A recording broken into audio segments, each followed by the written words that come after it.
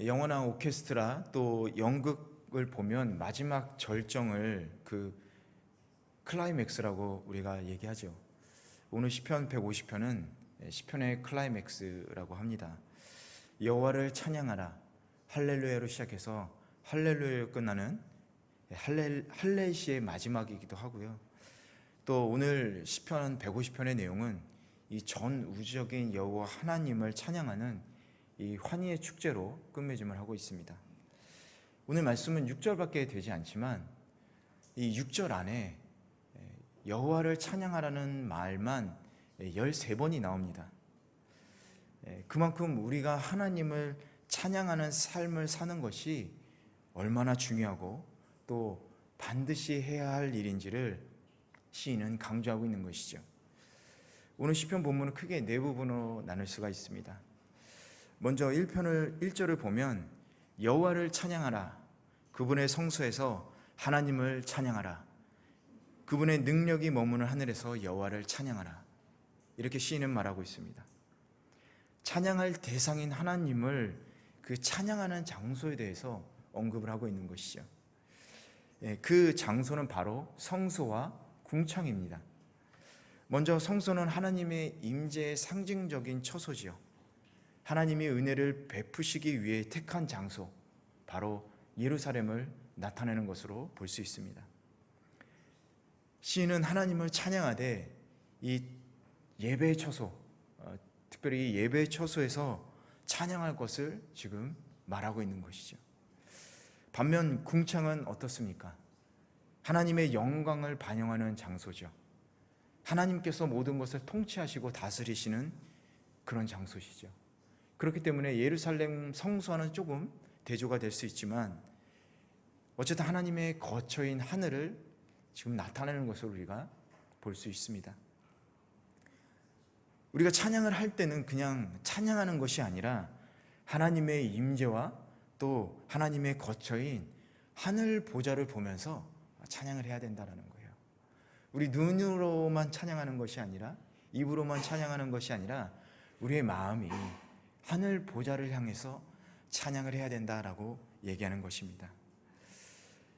돈 고셋 목사님이라고 이 전 세계를 다니며 찬양 사역을 하시는 유명한 목사님이 계세요. 이 목사님이 찬양 사역을 하시게 된 계기가 있는데 바로 사모님 때문에 시작을 하게 됐다고 합니다. 사모님 이름이 조이라고 하는데 이 조이 사모님은 목사님의 가정에서 태어나서 어려서부터 음악을 했다고 해요. 교회에서 반주하면서 하나님을 찬양했지만 그런데 항상 사탄에 시달리면서 벗어나지 못했다고 합니다. 사탄은 조이 사모님의 귀에다가 이렇게 말했다고 그래요. 너는 21살까지 밖에 못 살아. 21살밖에 살지 못해. 너무 두렵고 스트레스로 안정제를 먹으면서 눈물을 흘리면서 살았다고 그래요. 그러던 어느 날 이 조이 사모님이 하나님에게 그 자기의 슬픔을 다 내어놓고 울면서 기도했다고 합니다. 그러자 성령님께서 역사하시기 시작했는데 성령님은 그녀에게 이렇게 얘기했다고 그래요. 주님을 찬양해라. 그 한마디 했다고 합니다. 그러면서 한 번만이라도 찬양의 너의 삶을 다 쏟아봐라. 이렇게 얘기했다고 합니다. 사모님은 어려서부터 교회 반주를 하면서 찬양을 했습니다. 그러나 이제까지 드린 찬양은 초점 없는 찬양이었던 것이죠. 하나님께서는 습관적으로 찬양을 드리는 것이 아니라 자신의 삶을 모두 쏟아서 찬양하시기를 바라는 것입니다. 이때 조이 사모님은 하나님께 자신을 헌신해서 찬양과 경배를 드렸습니다. 그러자 하나님께서는 그 조이 사모님의 무겁고 어두운 세력들을 완전히 쫓아주셨다고 합니다. 여러분, 우리가 찬양에도 힘이 있다는 사실을 우리가 알아야 합니다. 우리가 찬양을 할 때 우리의 어두운 생각들, 이 마음의 어두운 세력들이 나가게 되는 거예요. 그런데 그냥 입으로 찬양해서는 안 돼요. 우리가 하나님을 그 임재와 그 하나님의 보좌에 초점을 맞춰서 우리가 찬양을 해야 되는 겁니다. 여러분, 찬양과 경배에는 분명한 초점이 있어야 하는 것이죠. 하늘 보좌가 우리 마음속에 분명하게 있어야 합니다. 하나님의 주권에 우리의 삶을 온전히 맡기는 찬양을 드려야 합니다. 여러분, 우리는 어떻게 찬양을 드리고 있습니까? 찬양할 때 우리의 마음이 하늘 보좌를 향해 찬양하고 있습니까? 이제부터는 우리의 찬양이 바뀌어야 될 줄로 믿습니다. 습관적으로 드리는 찬양이 아니라 우리의 삶을 모두 쏟아서 여러분 찬양하시기를 바랍니다. 우리의 마음이 하나님의 임재와 하늘 보좌에 초점을 맞추고 오직 하나님만을 생각하면서 여러분 기쁨으로 찬양하시기를 축원합니다. 그럴 때 하늘 보좌의 하나님께서 우리들의 삶을 주관해 주시는 거예요. 그 은혜의 자리로 나아가는 저와 여러분 되시길 축원합니다. 우리 2절 말씀 보면 2절 말씀은 우리가 하나님을 찬양해야 하는 이유에 대해서 설명을 하고 있습니다. 우리 2절 말씀 함께 읽어보도록 하겠습니다. 시작. 그분은 한없이 위대하시니 그것을 따라 여호와를 찬양하라.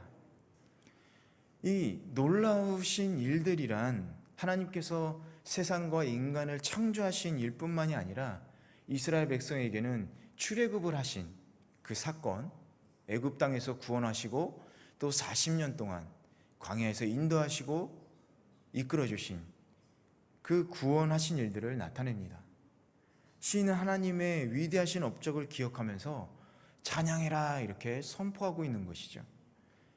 그래서 시인의 선포는 단지 하나님의 능력이나 업적보다는 하나님께서 하신 일들에 대한 이 감사의 표현이기도 한 것입니다. 이 세상을 인간을 위해서 창조해 주시고 또 노예였던 이스라엘 백성들을 애굽에서 구원해 주시고 그 감사의 찬양으로도 볼 수가 있는 것이죠. 찬양은요, 여러분 감사하는 마음의 표현입니다. 우리를 창조하시고 우리를 구원하시고 우리를 지금까지 인도해 주시며 돌봐주시는 하나님의 사랑과 은혜에 감사하는 마음의 표현이 찬양인 것이죠. 우리가 하나님께 받은 은혜와 축복을 세다 보면 하나님의 은혜가 얼마나 넘치도록 풍성한지를 알게 될 것입니다. 그래서 하나님의 크신 사랑이란 찬송가를 보면 이런 가사가 있죠.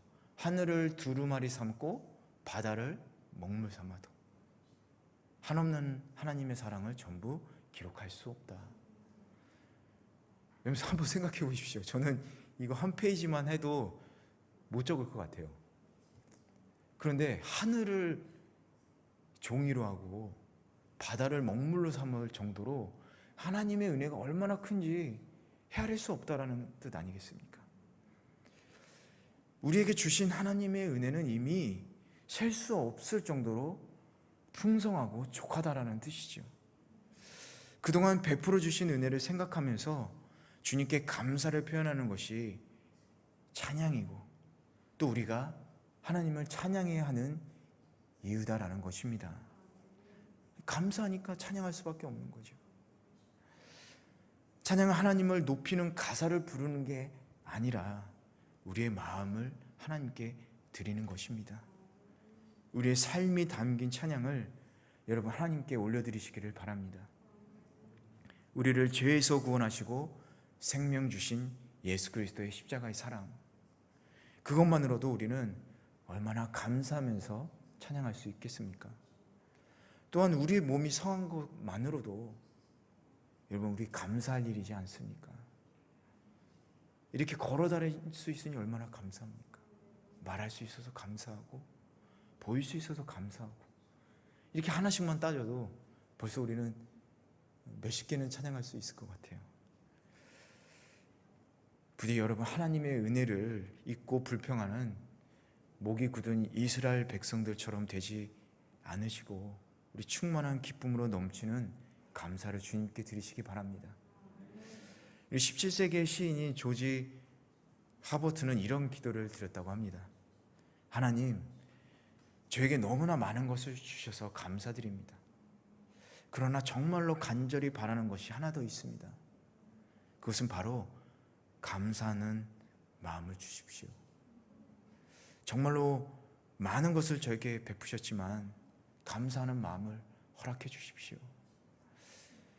이 하버트는 하나님이 주신 것에 감사하는 것도 하나님이 주셔야 가능하다, 이런 겸손한 믿음이 있던 사람이었습니다. 오늘 저와 여러분 마음속에 우리 감사하는 마음조차도 간구하는 마음이 있기를 소망합니다. 우리 감사할 것이 없어서 하나님을 찬양하지 못하는 것이 아니라 하나님 우리에게 베푸신 은혜를 기억할 수 있는 그런 감사의 마음조차도 허락하여 주십시오. 오늘 저와 여러분 마음속에 주님께 받은 큰 은혜 잊지 않고 감사의 찬양이 우리 삶 속에 넘치게 하여 주시옵소서. 우리 이렇게 겸손하게 기도함으로써 하나님께 감사 찬양 드리시기를 축원합니다. 이 3절에서 5절 함께 읽어보도록 하겠습니다. 시작. 나팔 부는 소리로 여호와를 찬양하라. 하프와 수금으로 여호와를 찬양하라. 탬버린을 치고 춤을 추며 여호와를 찬양하라. 현악기와 오르간으로 여호와를 찬양하라. 큰 소리 나는 심벌주로 여호와를 찬양하며 여호와를 찬양하라. 3절에서 5절은 하나님을 찬양하는 방법에 대해서 말하고 있습니다. 시인은 나팔과 하프와 수금, 탬버린, 현악기와 오르간, 심벌주 등으로 찬양하며 춤추며 찬양하라, 이렇게 얘기를 하고 있습니다. 사실 여기서 말하는 악기들은요, 다윗 시대까지만 해도 대부분 이방 제의에 사용되었던 악기들이었습니다. 이런 악기를 하나님을 예배하는 찬양에 사용하도록 최초로 시도한 사람이 바로 다윗인 거죠. 그래서 일부 학자들 중에는 다윗을 이스라엘의 예배를 이방 제의와 혼합시켰다, 이렇게 혹평하는 학자들도 있습니다. 그러나 정반대로 이방신을 숭배하는 데 사용되었던 악기들을 가장 거룩한 용도로 전환시킨 것은 바로 다윗이다라고 우리는 이해를 해야 하는 것이죠. 가장 무가치한 것들을 가장 가치 있게 한 것, 가장 가치 있는 것으로 탈바꿈시킨 것이 다윗의 놀라운 발상의 전환이었다라는 거죠. 이로 인해 다양한 악기가 도입되면서 보다 풍성한 경배의 자리가 되었고 하나님을 찬양하고 높이는 기쁨의 자리가 되었던 것입니다. 한 대학교의 기독학생 모임에 대한 얘기를 들은 적이 있습니다. 그 기독학생의 모임은요, 여러 예수님을 믿는 사람들의 모임이었기 때문에 여러 교파의 학생들이 모여 있는 그런 모임이었다라고 합니다. 그런데 어느 날 멤버 중에 한 자매 교회에서 집회가 있어서 다들 그 집회에 참가하게 되었다고 그래요. 그날 설교가 우리의 모든 것을 가지고 주님께 찬양하라는 내용이었다고 합니다. 그리고 설교 후에 목사님은 실제로 우리가 가진 모든 것을 가지고 한번 주님을 찬양해 보겠습니다, 이렇게 제안했다고 합니다. 그래서 처음에는 이렇게 어색한 분위기가 흘렀었는데 어떤 사람은 열쇠꾸러미를 꺼내서 이렇게 흔들면서 찬양하기 시작하고, 어떤 사람은 이렇게 박수를 치기 시작하고, 또 어떤 사람은 손수건을 꺼내서 이렇게 흔들면서 찬양했다고 합니다. 찬양 받으시기에 합당하신 주님께 우리의 모든 것과 모든 방법으로 경배와 찬양을 드린 것이죠. 여러분, 한국도 마찬가지지만 일본에서 가장 보수파인 복음파에서는 이 일렉 기타나 드럼은 사탄의 악기라고 예배 시간에 절대 사용하지 않는다고 합니다. 물론 그런 교회를 비판하는 것은 아니지만 악기가 어떤 것이든 간에 진정한 마음으로 하나님을 경외하는 자세로 우리가 찬양한다면 어떤 악기든지 거룩한 악기로 사용되지 않을까요? 우리가 자꾸 그런 형식적인 것에 얽매여서는 안 됩니다. 물론 그런 것도 중요하지만 여러분, 진짜 중요한 건 우리의 마음이라는 거죠. 우리가 어떻게 정말로 하나님을 찬양하는지, 그 마음이 중요하다는 겁니다. 오늘 본절 말씀은요, 하나님을 찬양하는 방법이 악기도 중요하지만 어떻게 악기를 사용하며 찬양하는지, 찬양하는 사람의 마음가짐과 자세에 대해서 우리에게 진정한 찬양 방법에 대해서 말해주고 있는 것입니다. 다윗이 언약궤가 성전으로 들어올 때 어린아이처럼 뛰며 춤추자 그의 아내 미갈은 어땠습니까? 이렇게 얘기했죠. 채통 없다고 얘기했습니다. 그러나 다윗은 여호와 앞에서 기뻐 뛰겠다라고 얘기를 했습니다. 우리가 진심으로 하나님의 임재를 기뻐하면서 악기로 찬양하고 춤추며 찬양한다면 우리가 사용하는 악기는 거룩한 악기가 되고 우리의 춤은 거룩한 춤이 될 것입니다. 그런데 재밌는 것은요, 3절에서 4절은 악기로 찬양하라 라고 이렇게 기록되어 있어요. 그런데 5절에서만 큰 소리 나는 심벌주를 높은 소리로 찬양하라 라고 말합니다. 특별히 이 추가적인 내용이 그 악기에 붙어 있는 거예요. 왜 이렇게 5절만 다르게 표현했을까요? 이것은 단지 심벌주를 이렇게 다양하게 연주해서 하나님을 찬양하라는 말은 아닙니다. 오히려 심벌주가 울리는 큰 소리와 높은 소리를 내서 찬양하라는 거죠.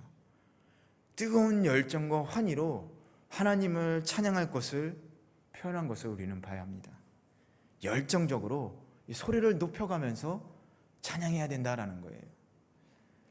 어쩌면 이것이 시인이 말하고자 하는 가장 핵심적인 주제일지도 모르겠습니다.